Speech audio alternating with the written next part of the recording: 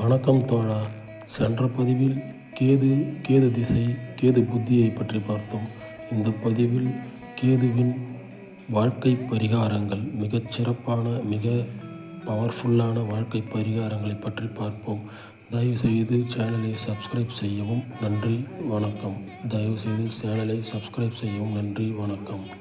கேது நண்பர் கேட்டார். கேது திசை வந்ததில் இருந்து தன் மகன் படிப்பில் கவனம் செலுத்த முடியவில்லை என்று.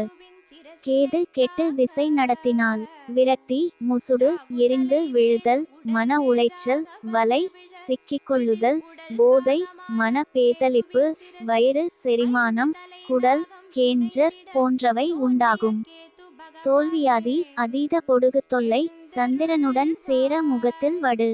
குழந்தைகள் படிப்பில் கவனம் குறையும். என்னத்த படிச்சி என வியாக்கியானம் பேசும். 30 வருட ஜோதிட அனுபவத்தில் சொல்கிறேன். கேது திசைக்கு அருமையான பலன் தரும் பரிகாரம். 1. வலையில் சிக்கிய மீனை ஆற்றில் விடுதல். 2. சுதந்திரமாக இருந்த பறவையை கூண்டு பறவைக்கு இருப்போரிடம் வாங்கி அதை பாதுகாப்பாக உயிருக்கு பாதகம் இல்லாமல் விடுதலை செய்தல். 3. கொசு கடிக்காத வலை வாங்கி கொசுவால் அவதிப்படுவோருக்கு பயன் தரும் வகையில் பிளாட்ஃபார்ம், ஆடு மாடு கொட்டகைக்கு தானம் தருதல். 4. மனவளம் குன்றியவருக்கு உதவுதல். மனவளம் குன்றியோர் காப்பகத்துக்கு முடிந்த பண உதவியோ தருமமோ உடல் உழைப்போ தருதல். 5. சதுர்த்தி விரதம் இருந்து மாலை விநாயகர் கோவிலுக்கு செல்வது. 6. கழிவறையை சுத்தம் செய்வது. 7. தாய் தகப்பன், சந்திரன் சூரியன் பேச்சை கேட்பது. 8.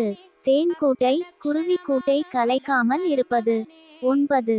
கால அட்டவணை பயன்படுத்துவது. 10. எக்காரணம் கொண்டும் ராகு கேது திசையில் மது, சிகரெட் போதை பழக்கத்தை தொடங்கிவிடக்கூடாது. 11. மனதை கவனிப்பது. 12.